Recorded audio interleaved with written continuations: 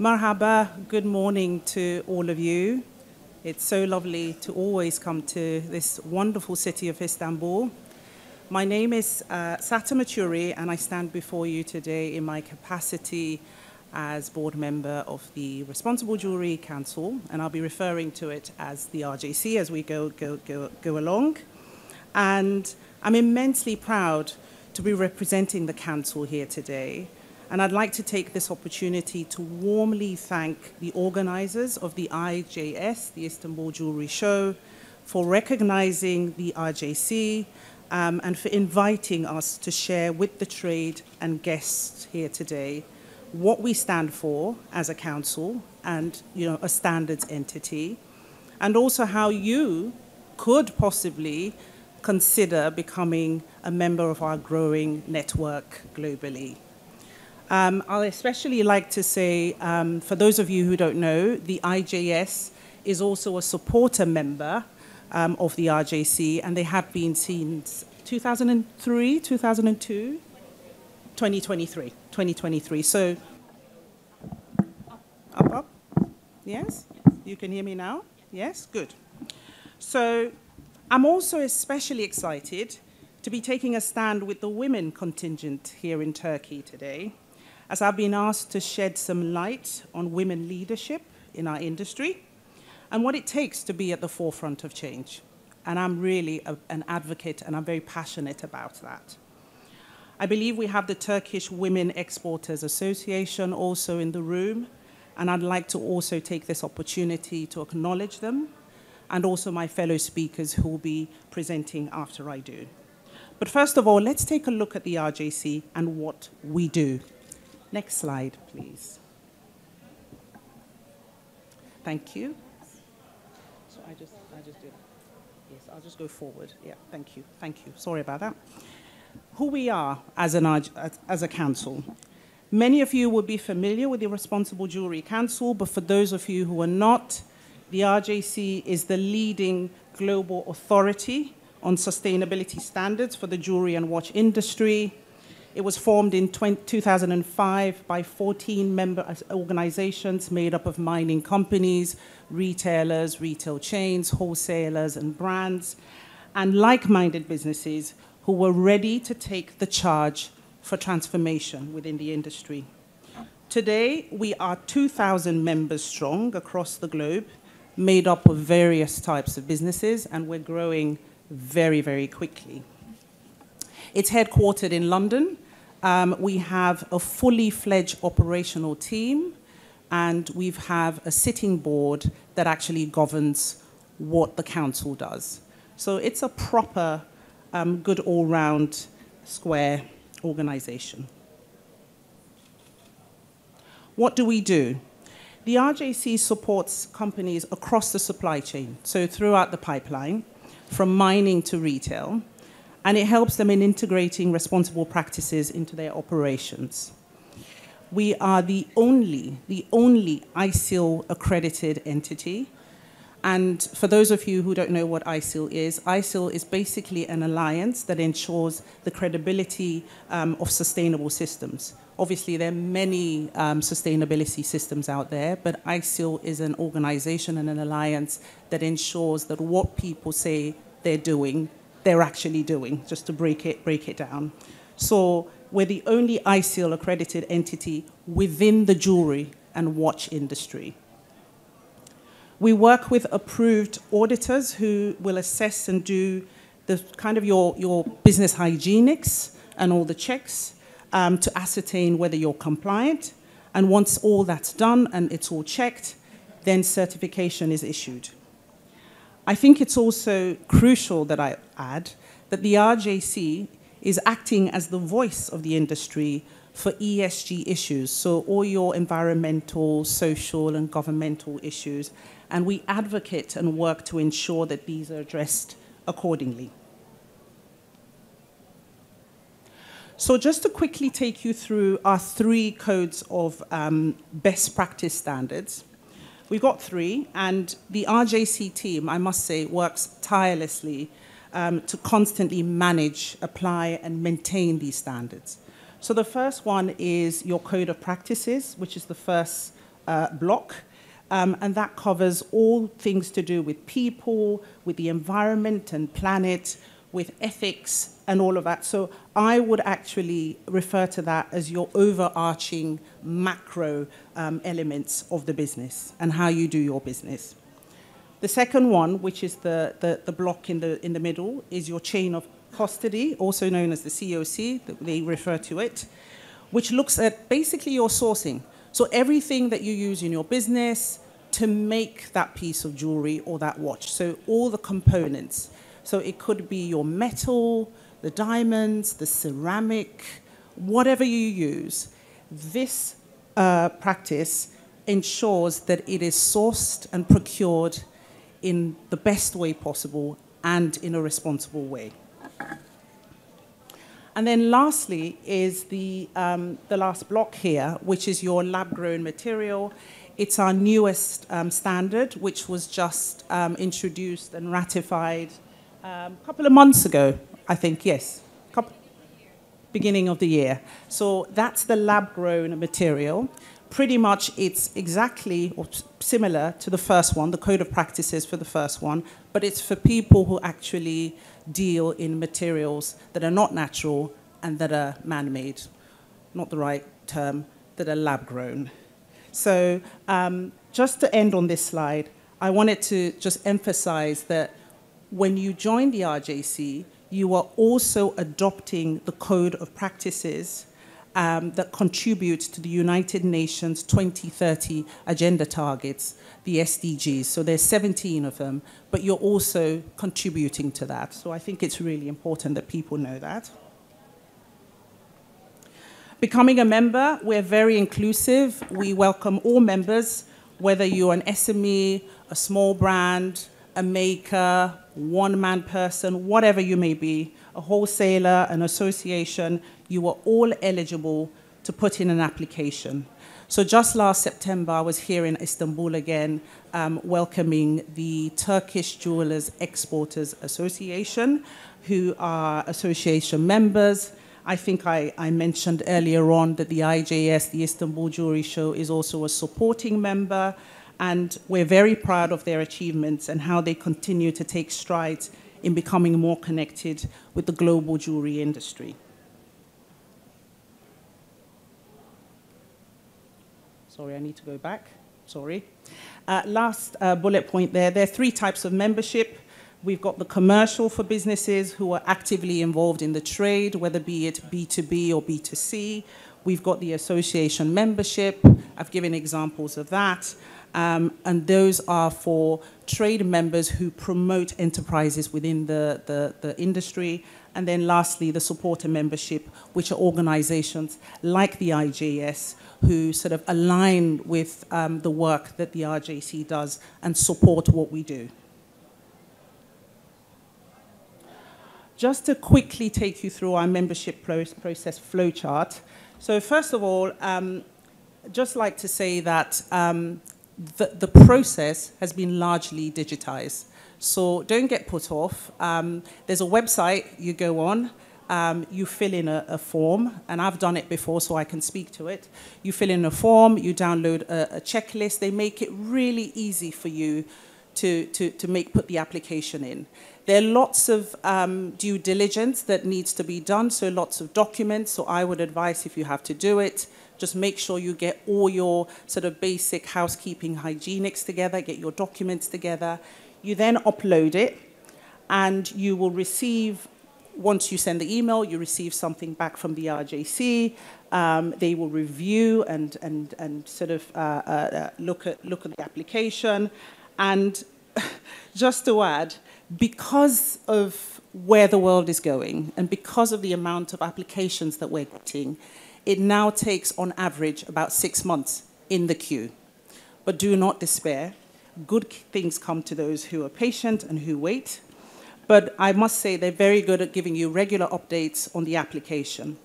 Once all that is done, it then sort of picks up pace very quickly. It takes about 2 weeks for the approval and all sort of the documents to be signed and stamped, and then you're onboarded.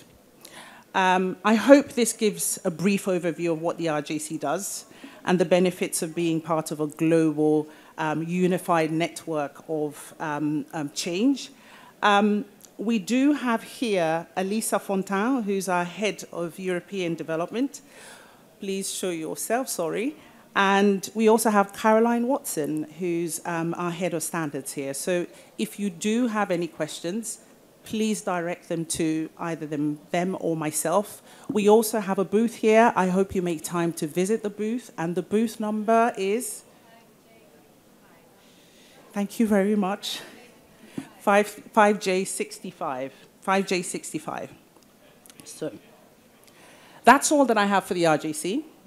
Now to the fun stuff. It brings me to the second part of my talk, which is women empowerment, unlocking barriers in the industry.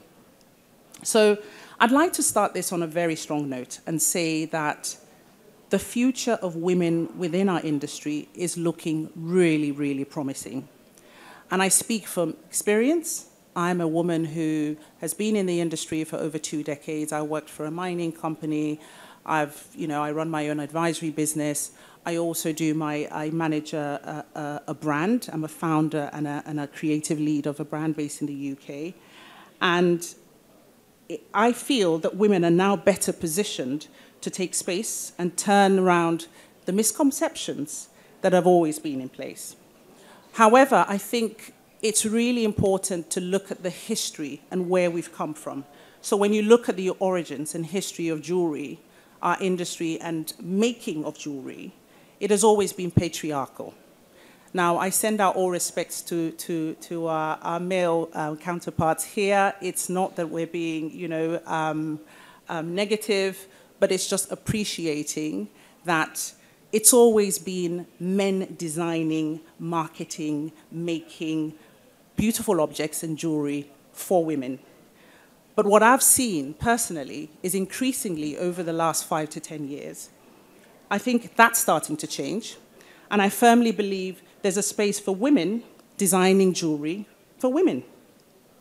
So what we're seeing now is women behind benches, heading design teams at luxury jewelry houses, managing large marketing budgets, and running successful brands.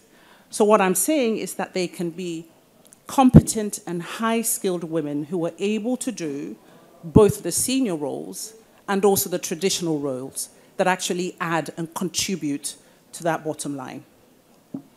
I feel that the gender disparity is slowly turning its head, and a lot more women are taking up the challenge to position themselves at the helm of important decision-making roles. When we look at research and academia, it confirms it, and it shows that diverse teams always outperform. And one insight that I'd like to share with the room is that LVMH, which I'm sure we all know, the most valuable luxury group in the world, has a female leadership of 46%, which they see as an advantage. The same can be said for the British brand Burberry, over 60% of female leadership. And many other luxury brands are also promoting women into leadership positions for various categories of goods. Today, there are 34 women CEOs leading some of the most valuable brands, with a combined annual revenue of over 60 billion in 2023. This also includes watch and jewelry brands such as Pomellato, Repossi, Van Cleef, Boucheron, Chanel. I mean, I can go on and on, many of which you will be familiar with. But having said that, I think there's still a few barriers in our industry that are still in place that deter other talent and capable individuals, regardless of gender. And just to point on some of those, costs are one thing that actually puts people off coming into the industry. I mean, we're all within the industry, and we know how the price of gold is just constantly going up. So it's very capital intensive, and that puts people off coming into our industry. Accessing networks and connections, we tend to operate in silos and small groups, and sometimes an outsider looking in would feel quite daunted. So we need to sort of break down those barriers so that we can get more sort of people coming in. Mentorship and role models, we need to see a lot more of this. And I myself, I speak to it because I do a lot of pro bono work for younger people, mentoring younger people in the industry and giving my time to judge design competition and participate in various projects. And we need to try and nurture this as an industry. And that could be done through various things such as design awards programs to shine a light on the next generation of talent. So, I would like now to share with you 6 incredible women, if I put that so you can just, 6 incredible women across the pipeline of the industry who are at the forefront of what they do. They've broken barriers, have brought about changes, and continue to push the boundaries and excel at what they do. I personally know and worked with some of them are friends of mine, and they are, in my opinion, an excellent example of female leaders that our younger generation can aspire towards. So the first person we have is Nasim Lari. She's from Botswana. She's a Botswanan citizen and currently the managing director of Lucara Mining Botswana. She, at the time when she was appointed, was the youngest person to be appointed to lead a mining company. An accomplished management accountant with long history and experience in the mining industry, various accolades. I couldn't even put the amount of achievements that she's had when she sent me her bio, but she holds multi-corporate board roles and is also a fellow RJC Board Member. So if you can, check her out. I mean, this is all public knowledge as well, but just read about it. Very inspiring stories. The next person is Melanie Eddy, and she, I would say, is someone to know in the industry worldwide, and in particular the UK. And I say this because she is probably one of very few women who operates at a high academic space.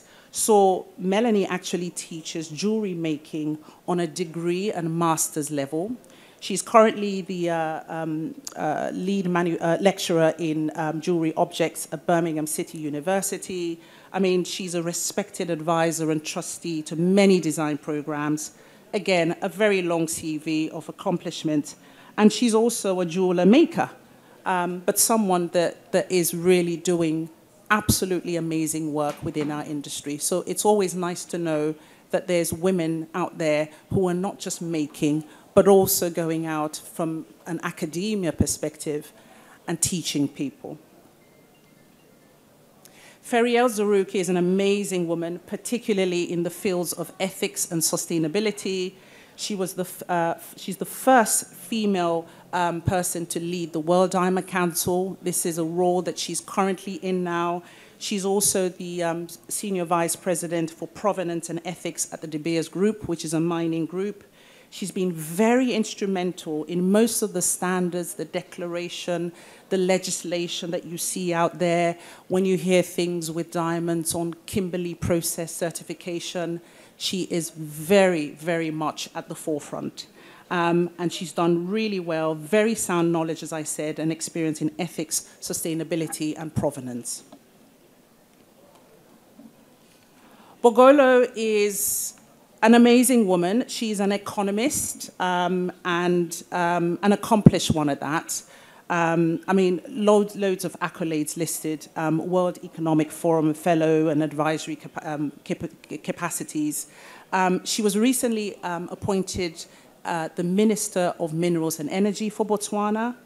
And one of the first tasks that she did when she assumed the role was to sort of revive and just finalize the contract for mining and distribution and supply deal that was on the table. And that got done because Botswana's economy is heavily reliant on diamonds, contributing over 98% of their overall GDP. And chances are that most of the diamonds traded here today would have come from a country which produces 80% of the world's diamonds by value. She's such an inspiring person and known to get things done. So let's go to a design perspective. The two women here are the two women that head the fine jewelry or high jewelry brand Boucheron, Helene and Claire.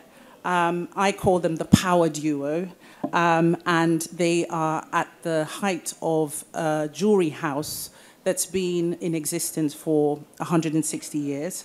They turned it around, pushing boundaries using innovative materials, innovative techniques, and really thinking outside the box with bringing in fresh ideas into the business. Their annual collections, personally, and I know some jewelry connoisseurs here, and you would agree with me, their annual collections are really something special. And they kind of set the bar for other high jewelry brands. And it's very refreshing, actually, as running a jewelry brand myself, but very refreshing to see a jewelry house putting the emphasis on craftsmanship and innovation without losing the DNA and their code. And lastly, Senem. I wanted to finish with a brand that very much has its roots here in Turkey, because oftentimes we tend to look far away for excellence when it's actually sitting right there at your doorstep. So Senem is the creative director of a brand called Cloto, and it's a brand that I have personally followed the last year or two. I love what they do. I love their authenticity. It works back 40-year family heritage, back to the Grand Bazaar. And you can see that in their jewelry. It's about preservation of that heritage, that family heritage, the quality in making the jewelry, and the ethical processes that they put into it as well. And I think I just love Senem herself. I mean, she just epitomizes the brand. And, you know, she's brought back freshness and newness without losing that family heritage DNA. And most importantly for me, the reason why I put it up here today, I think it's a fantastic example of the Made in Turkey campaign. Made in Turkey, you've got the heritage, you know, you've been doing it for a very long time, and I think it's just a fantastic story and a great brand. In conclusion, just a few things to leave with you is looking ahead. I think for women, if we're looking to sort of, you know, forge ahead and work hard and be at the forefront of this industry, an industry making objects and beautiful things that predominantly we wear and we utilize and we consume, I mean, interconnectedness is one thing that is very important. We need to reach out to each other. And I think these days we're much closer to each other than we think we are, because technology is a place to make this easier. And so we must use that to our advantage. We don't always have the answers, so it's imperative that we reach out to each other. So the second thing is bridging the gap. We've come a long way, but there's still a lot to do. I touched on sort of the barriers to entry, a few of them. There's lots more, but there's a few of them that I touched on. We are one industry, and this can only be done by having the solidarity and working towards a common goal, irrespective of who you are or where you are. And thirdly, emotional intelligence. I think when you want to drive change and shift barriers, it requires a lot of emotional intelligence. And I think that is intrinsically linked to women, to female.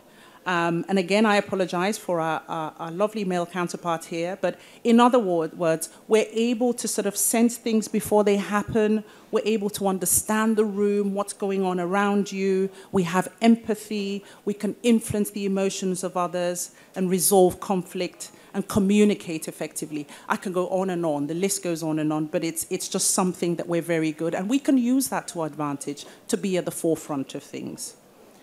Empowering others and youth, looking back, the younger generation coming in, they're getting, you know, inspired. Pull someone up with you. You don't have to carry everyone, but just make that difference by pulling someone up with you. And lastly, it's a journey, not a sprint. I stand here in my capacity as board member. I run a business in the UK. I've got an advisory business. I'm a mother. I'm married. I've got kids. I do the school run. You know, you cook dinner and stuff. and we still need to be, at the forefront of this. But just take it one day at a time. Look after yourself. It's not a sprint. It's a journey. It's about being slow, but then being impactful at the same time. And I think the future is bright for all of us. Thank you all for listening to Sheku Ederim. It was lovely, and if there are any questions, please, I think at the end of the session, please bring them my way. Thank you.